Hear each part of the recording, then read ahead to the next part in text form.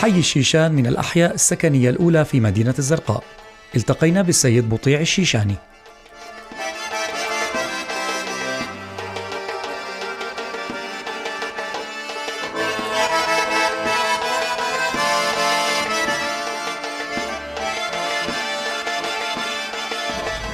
بسم الله الرحمن الرحيم. أهلا وسهلا فيكم سيد فؤاد وبقناة رؤيا الإخبارية اللي احنا بنعتز فيها كأردنيين كمان.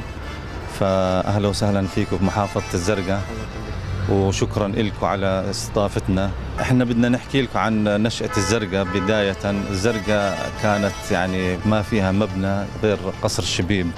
اجوا أجدادنا سنة 1900 وكانوا مستكشفين قبليهم كشافة، اجوا شافوا المناطق فجلسوا مختصر، جلسوا في منطقة الحي البلد هذا اللي نحن موجودين فيه. أسسوا فيه بداية قبل ما حدا يبني بيت له أو مسكن ينام فيه، أسسوا هذا المسجد بداية فيه في أول إقامتهم في الزرقاء. فبعد سنوات تعرف الزرقاء كانت لها بوابات جنوبية شمالية شرقية اللي هي أبواب المعسكر، وفي من الجهة الغربية جلسوا فيه. وكانت احنا عندنا خصوصية في منطقتنا انه احنا جالسين في منطقة وما في يعني ناس من برا الا اجت بعديها. تعرف مثلا اجوا الشوام سنة العشرينات، وكان احنا لما جلسنا في اخوان البني حسن، عشيرة البني حسن من اخواننا، واحنا صرنا من العشيرة السابعة لهم اللي كانت لحمتنا قوية جدا. وكانت شيشان يعني استضافتهم يعني المنطقة، اهل المنطقة جميلة، وكانت اخوة وامتدت ليومنا اللي احنا فيه. والحمد لله بداية الشيشان كانت يعني في عندهم خصوصيات في الكبارية، موجودين يعني كمجلس لهم الكبارية القوم، في عندهم حج يسموه حج فلان، يعني هو له مريدينه. وتطورت الأمور، صرنا نختلط في العمل السياسي، مثل أنشأنا مجلس بلدي في زرقاء. أول مجلس بلدي كان برئاسة رحمة الله عليه بهاء الدين عبد الله، هذا تسلم. هذا كان سنة 28، ومجلس نشأ في كان يحط من جيبته عشان يعني ينشئ البلد. فكانت الخدمات يعني جميلة بوقتها، كانت قوية كمان. بعدها طورت الأمور، صارت السياسية البرلمانية، وأجدادنا كانت تواصلهم مع المؤسس ملك عبد الله بصلة قوية كبيرة كمان.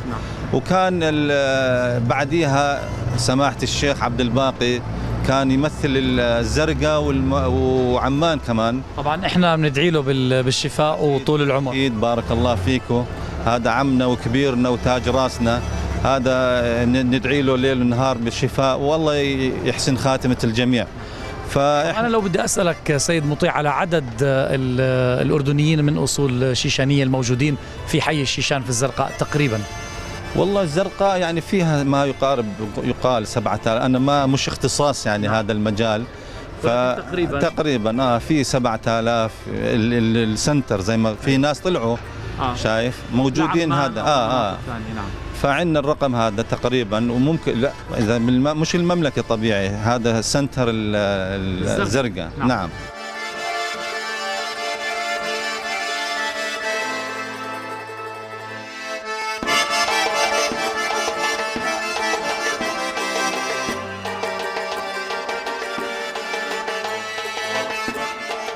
أخي فؤاد، هاي المدرسة مدرسة صلاح الدين أسست بسنة 48، وهي معلم من معالم الزرقاء. أسسها سماحة الشيخ عافاه الله الشيخ عبد الباقي جمو سنة 48. يعني من أولى المدارس في الزرقاء. أولى المدارس في الزرقاء ومعلم من معالم الزرقاء. حبينا نشير لهذا الشيء.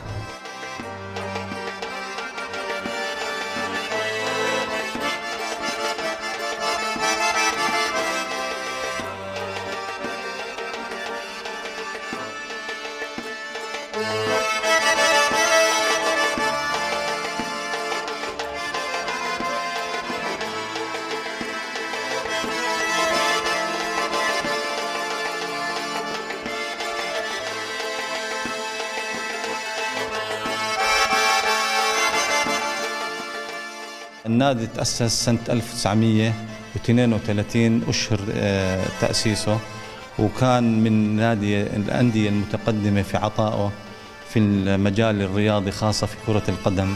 ومن ضمنهم كان نرد نجيب بعض الأسماء، الشمس الدين أبو أكرم كان من النادي لعيبة النادي، وكان سماحة الشيخ عبد الباقي، وأسماء كثيرة كانت موجودة في النادي. الآن النادي له نشاطات اجتماعية ثقافية رياضية طبيعي.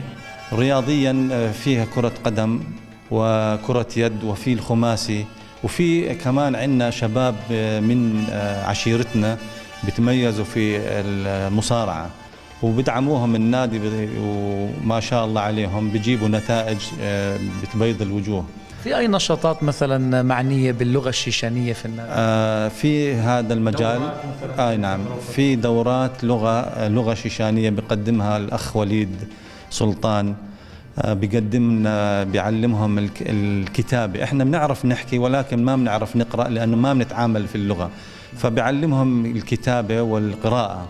فبصير هذا هسه خاصة عندنا بالجمهورية موجودة، يعني التواصل فيه، فبيحبوا الشباب يتعلموا لغة الأم.